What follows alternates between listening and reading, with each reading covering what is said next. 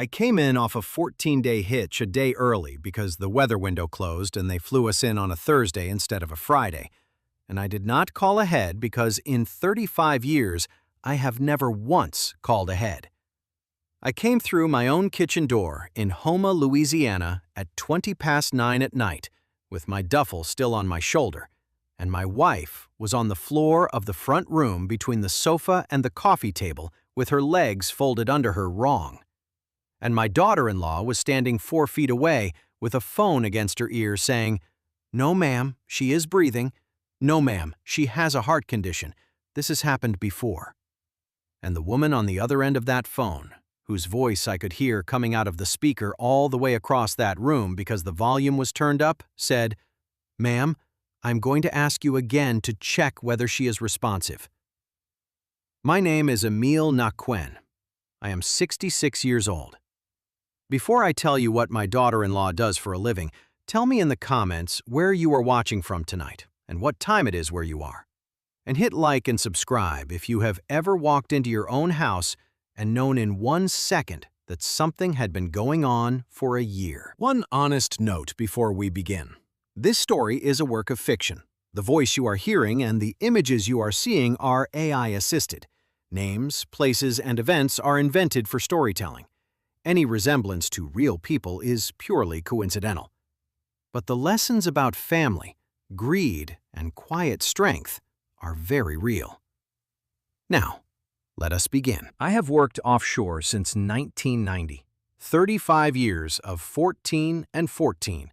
2 weeks on a production platform out in the Gulf and 2 weeks home, which is not really a job so much as it is a way of cutting a life into pieces and only living in every other one. Nobody who has not done it understands what that arrangement does to a marriage. You are not away like a man on a business trip is away. You are gone, completely, in a place with no roads to it. And then you come back and step into the middle of 2 weeks of a household that arranged itself without you, and will arrange itself without you again in a fortnight. And you learn very early not to rearrange anything. I am a production operator. What that means is that I sit in a control room in the middle of the water and I watch a board. Pressures, temperatures, flow rates, separator levels, 40-some gauges telling me about equipment I cannot see 300 feet under the mud that will kill every man standing on that deck if it decides to. And the entire trade, the whole 35 years of it, comes down to one skill, which is reading drift. A gauge that is wrong is easy. Anybody can see a gauge that is wrong. The alarm sounds, and you go and fix it, and you write it up. What will kill you is a gauge that is a little bit off in the same direction every day for 3 weeks. Nothing alarms, nothing trips. Every single reading is inside the band, and every single reading is a hair lower than the one before it. And if you are not the kind of man who writes the number down instead of just glancing at it, you will not see the thing that is happening until it has already finished happening. Your eye averages.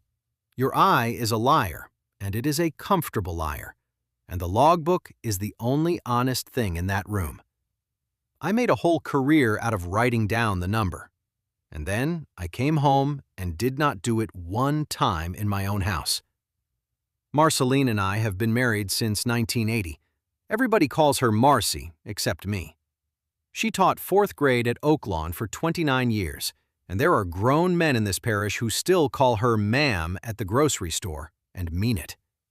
She has an arrhythmia, a slow one, a sick sinus thing that runs in her father's people and took an uncle of hers at 61. And in 2019, they put a pacemaker in her, up under the collarbone on the left side. It fixed it. For 5 years after that, she did not think about it, and neither did I. And that is exactly how a pacemaker is supposed to work. And that is exactly the problem. We have one son. Beau is 38. He works for the parish in permitting, and he married a woman named Roxanne in 2016. Roxy is 37. She is from Baton Rouge originally. She is pleasant, and she is organized, and she brings a dish, and she remembers birthdays, And in 9 years of holidays, I have never once had a conversation with that woman that I could have described to anybody afterward. I used to think that was my fault. I am gone half the year, and I come home tired, and I am not a talker. And I told myself that a man who is only in the room every other fortnight does not get to complain about not knowing people. Roxy is a field representative for a cardiac device company. That means she carries a programmer, which is a hard-sided case about the size of a laptop, into clinics and operating rooms all across South Louisiana, and she connects it to people's implanted pacemakers and defibrillators, and she reads them out, and she changes the settings on them at the direction of a physician. It is a real job, and a respectable one. It requires certification and continuing education, and there are maybe 900 people in this state who can do it properly. When she married my son, I thought it was a fine profession for a young woman with a head on her shoulders, and I never thought about it again for 9 years. The night I came in that door, Roxy was on the phone with the parish, and Marcy was on the floor, and I dropped that duffel where I stood and went down on my knees and got 2 fingers on my wife's neck. Her pulse was there, but it was slow in a way that made the back of my head go cold. Slow the way a thing is slow when it is on its way to stopping. I have felt a lot of things standing at a board at 3 in the morning with an alarm going, and none of them were that. I said her name twice, and she did not come up out of it, and my daughter-in-law kept talking into the phone in the same even voice. The ambulance took 9 minutes. They worked on my wife in my own front room and got her on a monitor, and one of them said a number out loud to the other one, and the number was 31. And I know enough after 5 years of appointments to know that a heart running at 31 beats a minute in a 66-year-old woman with a pacemaker in her chest is not a heart doing what a pacemaker is there to prevent. That device has one basic job. It is a floor. It does not let you go below a number. And she was 34 beats under it, on the floor of her own front room. Roxy talked to them. She talked well. She had the name of Marcy's cardiologist and the make and model of the device, and she used the phrase intermittent capture issue. And she said it the way a person says a thing they have said before in that same room to different men, and one of those paramedics wrote it down in his run sheet exactly the way she gave it to him. I stood in my own doorway in my work boots and watched a professional hand a paramedic the explanation, and I did not think one single thing about it at the time because my wife was on a backboard. I rode in with her. They had her stabilized by 11:30 and admitted upstairs by 1 in the morning. Roxy went home at midnight to get Beau, and Beau came at 12:30 and sat with me in that 4th floor waiting area for about 40 minutes and did not ask me one question about his mother. Not what happened, not what they said, not how bad. He asked about the flight in, and he asked about the weather window, and he looked at his phone, and I noticed it, and I put it in a drawer in the back of my head without opening the drawer, which is a thing I have gotten very good at over 35 years. At 4:10 in the morning, I walked out to the parking lot to get some air, and there was a woman leaning against a gray Corolla in the 2nd row with a legal pad in her hand. She said, "Mr. Naquin." She said, "My name is Verly Chauvin, and I got off shift at 3, and I have been sitting in this parking lot for an hour trying to decide whether to do this." Verly Chauvin is 51 years old, and she has been a telecommunicator at the Terrebonne Parish Emergency Center for 19 years. She works nights, and she has worked the same rotation for 11 of those years, which turns out to matter more than anything else in this story. She told me, standing between 2 cars in a hospital parking lot before dawn, that she had taken 5 calls from my address in the last 11 months. Not 4, 5. She had taken every one of them personally because of that rotation, and she had recognized the caller's voice on the second one and had been carrying it ever since. She had the pad with her. She had written it out herself, on her own time, at her own kitchen table, because there is no report in this world that says a dispatcher thought something was strange. The 11th of December, the 2nd of March, the 19th of June, the 18th of September, and now the 9th of October. And then she told me the thing she could not get past, and it was not any of the dates. She said, "In 19 years, I have taken thousands of calls from people whose person is on the floor." And she said, "They interrupt me. Every one of them interrupts me. They talk right over the top of my questions because they want the truck and they want it now, and they do not want to be asked things." She said, "Your daughter-in-law has never once interrupted me. She waits for the end of my question every single time. 5 times. She said, "I have listened to those recordings again on my own, and it is the calmest voice on any tape I have." I asked her why she was telling me now and not any of the 4 times before, and Verlie Chauvin said, "Because I did not have anything, and I still do not." She said, "A dispatcher does not have anything. I do not go to scenes and I do not see faces. All I have is a voice in my ear at 2 in the morning and 19 years of knowing what frightened people sound like. And there is no box on any form for that." She said she had written my address on that pad in March and had not been able to hand it to a single person since.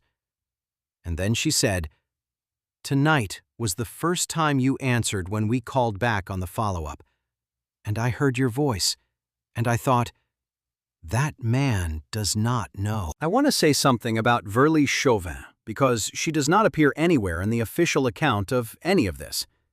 There is no line in a court transcript with her name in it. She got nothing out of it, and she never asked for anything. She sat in a parking lot for an hour at 51 years old after a 12-hour shift, deciding whether to hand a stranger a piece of paper that could have cost her the job she has had for 19 years. Because handling call information that way is not something they let you do. And she handed it to me anyway. Everything that happened afterward happened because one woman on a night shift could not put a thing down. I went home at 6 in the morning and did not sleep. I sat at my own kitchen table with my Hitch calendar, which lives on the back of the pantry door and has lived there since 1990, because Marcy has to know when I am on the water. And I put Verlie's 5 dates against it. The 11th of December, day 9 of a hitch. The 2nd of March, day 4. The 19th of June, day 12. The 18th of September, day 6. The 9th of October, day 13. And I came home a day early on the 14th day. And that is the only reason there is a story here at all, instead of a funeral. 5 for 5. Not one of those 5 nights fell inside a 2-week window when I was in this house. A man does not go 5 for 5 on a coin. I sat there for a long time with a pencil in my hand, looking at those 2 columns. And I want to be honest, that a part of me spent about 20 minutes trying to build an explanation where it meant nothing. She is alone more when I am gone.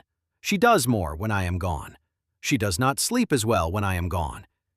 And every one of those explanations covers being tired. Not one of them covers being on the floor at 31 beats a minute.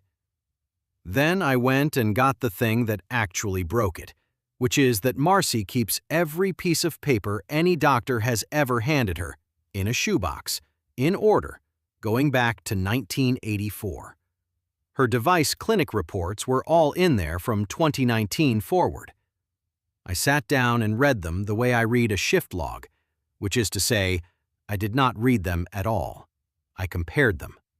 Column against column, page against page, one report against the next, looking for the thing that is a little bit different in the same direction, because that is the only way anything is ever found. Here is what a pacemaker is, for anybody who has not had to learn it in a hurry. It is a small computer under the skin with 2 leads down into the heart, and it has a setting in it called the lower rate limit, which is the floor. That is the number below which the device will not permit your heart to go. Marcy's floor was set at 60, and had been since the day they put it in. And that device keeps a log. It counts every beat it delivers and every beat it withholds, and it records what its settings were and when they were changed. And every single time somebody connects to it, that connection is recorded with a date, a time, and the serial number of the machine that did the connecting. Her clinic reports from 2019 through 2023 all say the same thing: lower rate 60. And so does the one from her scheduled check this past July, because whoever changed it put it back. But in the interval, data on that same July report, in a section 4 pages deep that nobody reads because it is nothing but counters, there was a line saying the device had recorded 11 episodes of rate below 40 in the preceding 12 months. 11. And on the front page of that identical report, in the box where the physician signs, it said, "Patient reports occasional dizziness, no syncope, continue current program." Her cardiologist did not miss anything. And I want to be fair about that, because it took me 2 days to understand it. He interrogated that device, and it told him what its settings were right then, that morning in that chair. And its settings were exactly correct. Because a device reports what it is set to now. The history of what it had been set to at 11 o'clock at night 4 months earlier is in there too, but it is in a place you only go looking if you already suspect something. And nobody in that building had one single reason on this earth to suspect a retired 4th grade teacher whose daughter-in-law worked for the manufacturer. Because that is the other piece of it. Roxy went with her to every appointment for 5 years. My wife's daughter-in-law, who is certified on that equipment and known by name to everyone in that office, carried Marcy's purse into the cardiology clinic in Homa every 6 months and sat in the room and was helpful and asked good questions. Everybody there liked her. She was so thoroughly one of them that on at least 2 occasions, according to what came out later, she handled the interrogation herself while the nurse went to sort out the paperwork. There is no protocol anywhere that says a rep cannot be in the room with her own mother-in-law. There was not, anyway. I drove out to Ansel Petrie's place on the Friday afternoon. Ansel is 71 and lives across the bayou from us and has known me since we were both deckhands on the same crew boat in 1981. I did not tell him anything. I asked him one question, which was whether he had seen anything at my house this year that had stuck with him. He put his coffee down on the rail and looked out at the water for a good while. And then he said, "Emile, I have been trying to work out how to say this to you since June." He said the car. Roxy's company car, the white one with the little logo on the driver's door, in my driveway at hours that made no sense. Not visiting hours, 10 at night, 11 at night. He said he had counted it 4 or 5 times over the summer, and that he had never once seen Beau's truck there on any of those nights. And he said, "I told myself she was checking on her mother-in-law. And then, in June, I stood in my own yard and watched an ambulance come out of your drive. And I did not say one word to a living soul. And I have been eating that every day since." And then he told me what he had done about it, which I did not expect. In August, on a Tuesday, when Marcy went up to her sister's in Thibodaux for the day, Ansel Petra let himself into my house with the key I gave him in 2004, and he went through the guest room closet where Roxy keeps a bag when they stay over, and he took a photograph of what was in it with his phone.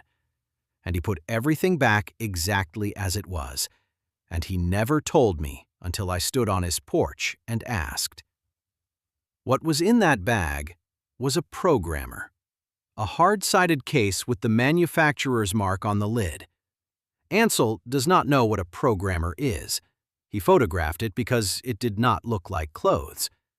There is a serial number on the outside of those cases, and it is legible in that photograph. And that photograph carries a date. That is the reason there was a case at all. Because a company knows where its programmers are. Every one of those units is assigned to a named representative, and every session it runs is logged to a server. And the log says which unit, which device, which patient, what date, what time, and precisely what was changed. It is not hidden, and it is not difficult to obtain. It sits on a server in Minneapolis, and it had been sitting there for 11 months, and not one person in the world had ever had a reason to go and ask for it. Corinne Boot is an attorney in Houma who I hired on a Saturday morning for $600 and who did more in 11 days than I would have believed a person could do. She got the parish sheriff's office to open a file on the Monday. The subpoena to the manufacturer went out on the Wednesday, and the return came back the following Tuesday, and it was 41 pages long. And she read the summary out loud to me in her office because she could see I was not going to be able to hold the paper steady enough to do it myself. Between the 29th of November of last year and the 9th of October of this year, the programmer assigned to Emile Naquin connected to my wife's device 19 times, at a location that was not a clinic, at hours between 9 at night and 2 in the morning. On 13 of those 19 sessions, the lower rate limit was reduced. On 5 of them, it was reduced to 30.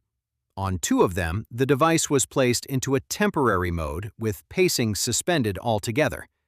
And every single session, all 19, ended with the parameters restored to 60 before disconnect. The device counted every one of them. It sat in my wife's chest and kept an honest log for 11 months, while everybody who looked at it looked at the wrong page. I want to say plainly what that means, because it took me 2 days to make myself say it out loud to another person. A 66-year-old woman whose own rhythm will not hold her upright has her floor taken away from her in her own living room. She goes gray. She goes down. She is on that floor for however long it takes, and then the floor comes back, and she wakes up on the rug with a bruise coming up and no memory of falling. And the woman standing over her says, "Miss Marcy, you had another spell," and dials the parish, and waits politely for the end of every question. The money was 41 acres of marsh on the west side of Bayou Black that came to Marcy from her father Ovid in 1998. It is worth nothing as land. You cannot build on it, and you cannot farm it. But a coastal restoration project has been buying that shoreline for 3 years, and there is a pipeline right-of-way across the north end of it, and the offer that came to this house in March of last year, addressed to Emile Naquin and to nobody else, was $2,400,000. It came to this house in March of last year. The first episode was the 11th of December. Bo owed $186,000. Some of it came out of a business a friend talked him into in 2022, and the greater part of it is what happens to a man over the following 3 years when he starts trying to fill a hole with a shovel. He never told me. He never told his mother. He told his wife. And I have thought a great deal about the fact that if my son had come to me in 2022 and said, "Dad, I am $186,000 down," I would have written that check inside of a week and never mentioned it again as long as I lived. And everybody in this story would still be exactly where they were. I found him in the second-floor family room at the hospital on the Sunday, and I sat down across from him rather than beside him, and I asked him 3 questions. I asked how long he had known that Roxy was going to the house at night while I was offshore. He said since about February. I asked what she had told him it was for, And he said she told him she was checking his mother's device because the clinic interval was 6 months and she did not trust it, and that she was doing it as a favor and not entering it in the system because a rep is not permitted to do checks outside a clinical setting and it would get her in trouble. Then I asked him the third one, which was whether he had ever, one single time in 8 months, looked at his mother lying on that floor and put those two facts next to each other. And my son sat in a hospital chair with his hands hanging down between his knees and did not answer me for about 20 seconds. And then he said, "Dad, I need to tell you something." And his voice came apart in the middle of the sentence, and I watched him get all the way up to the edge of it. And then Roxy came through the doorway with 2 coffees. She said, "I brought you something you have not eaten since yesterday." She set 1 cup down on the table beside him and straightened up and looked at my son. And I have thought 100 times about how to describe that look. And the closest I can get is that it was not a threat, and it was not a warning. It was a reminder. It was the face of one person reminding another of an arrangement they are both party to. And I watched my son's shoulders go back and his jaw reset, and the thing that had been coming up out of him fold itself down and get put away. And he picked up that coffee with a perfectly steady hand and said, "I am sorry, Dad. I cannot." I stood up and straightened my jacket and walked out into that corridor and called Corinne Boutet. And that was the last conversation I had with my son for 4 months. They arrested Emile Naquin on a Thursday afternoon at a cardiology clinic in Morgan City, between patients, and I am told she asked the officers whether she could finish the check she was in the middle of. They charged her with attempted second-degree murder, aggravated battery, exploitation of the infirm, and 11 counts of computer fraud, because the state of Louisiana does not have anything better on the books for what she actually did. They arrested Beau at the parish office the same afternoon on conspiracy. Now I am going to tell you about the Tide book, and I would ask you to stay with me here because this is the part I have not been able to get past in a year. When Marcy came home in November, I brought her the shoebox with the clinic reports because she wanted to see all of it for herself. She went through it at the kitchen table for about an hour, and then she got up and went into our bedroom and came back with something I had never seen, which was a Tide book. If you do not know, it is a little paper booklet about the size of a shirt pocket that they hand out free at the marinas, Tides for the year, and there are 4 ruled blank pages at the back. Every man on the water carries one.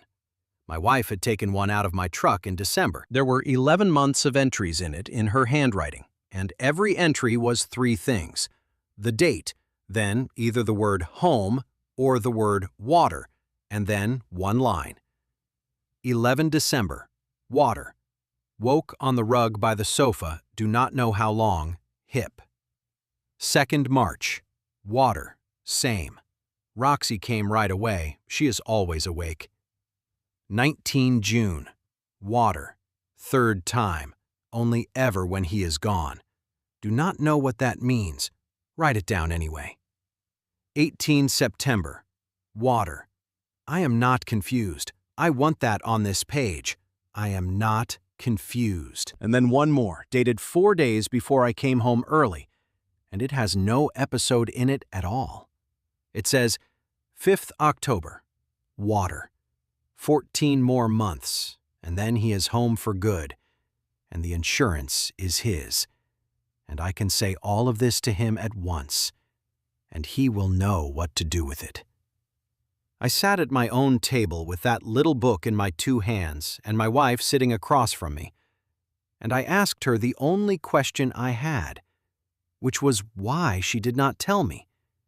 And she said, "Because you would have quit." She said, "Emile, you would have been in this house inside of 48 hours, and you would never have gone back out on that water again. and you were 14 months from 67, and the retiree medical does not vest until 67, and I am the one with the heart, and it covers me." She said, "I did the arithmetic." She said it just like that, in those words, with her hands flat on the table. "I did the arithmetic, and I decided I could hold on for 14 months. And I wrote it all down so that when you came home for good, I could put the whole thing in your hand at once, instead of telling you a piece of it over a telephone from 400 miles offshore, where you could not do one single thing about it, but lie in a bunk and think." My wife spent 11 months being put on the floor of her own house, keeping a log of it in a tide book so that her husband would not lose the insurance that covers her heart. And then she said the other thing, and this one is mine to carry and not hers. She said, and you asked me once. In April, I came in off a hitch, and she had a bruise from her hip up to her ribs on the left side, the color of a plum going brown at the edges, and I saw it when she reached up into the cabinet over the stove. And I said, "Marcy, what happened to you?" And she said, "I tripped on the step going out to the shed." And I said, "You have got to be careful." And I went out and unloaded my truck. One question. 35 years of writing down every number on a board twice a shift because a drift will kill you, and my wife had a bruise the size of a dinner plate on her. And I asked one question and took the first answer and went and unloaded my truck. Because I was tired, and because the answer she gave me was a perfectly reasonable answer, and because I did not want it to be anything else. I told her all of that at the table, and Emile Naquin looked at me for a while, and then she said, we both did the same thing, "Cher." She said, "I did not tell you, and you did not ask twice, and we have been married 45 years, and we are both very good at deciding the easy version is the true one when the hard version is going to cost us something." Then she said she was not going to carry that any further than it was worth carrying, and neither was I. And she got up and made the coffee. Roxanne Naquin pleaded in June and took 32 years. The device data was never arguable, and her attorney spent 11 weeks trying to get those server logs excluded, and there was never anything in it. Beau took a cooperation agreement in February and testified in April, and his charges came down to conspiracy, and he took 5 years with 3 suspended, and he is doing the 2 at Elaine Hunt.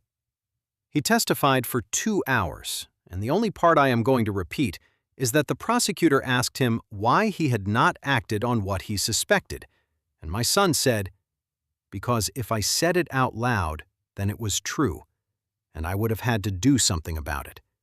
And every day it was easier to leave it unsaid than it had been the day before." That is the whole business in one sentence. And it is not only his sentence, it is mine as well. The cardiology practice changed its protocol in March. Nobody outside a clinical setting touches a patient's device, employee or family or both, and the interval history is now read out loud at every check by a nurse who does not work for the manufacturer. Corinne Boutet tells me 3 other clinics in the region have followed. That is not justice. It is only a form, but a form is the thing that stops the next one, and I will take it. Verlie Chauvin did not get into any trouble, and I made certain of that. I wrote to her director and to the parish council and said in writing that a telecommunicator with 19 years on nights had been holding the only piece of this that anybody had, and that the system she works inside gives a woman like her nowhere on earth to put it down. In September, the parish adopted a repeat address flag on medical calls. It is Verlie's, though her name is not on it. She comes to supper the first Sunday of the month now, and she and Marcy argue about the saints. Ansel Petrie and I have never talked about the closet. He apologized to me twice, and both times I told him that if he had asked me first, I would have said no, and that he was right not to ask. He is 71, and he goes with us to the cardiology appointments now, which is a thing nobody arranged and nobody discussed. He simply started doing it. Marcy got the buyout in August.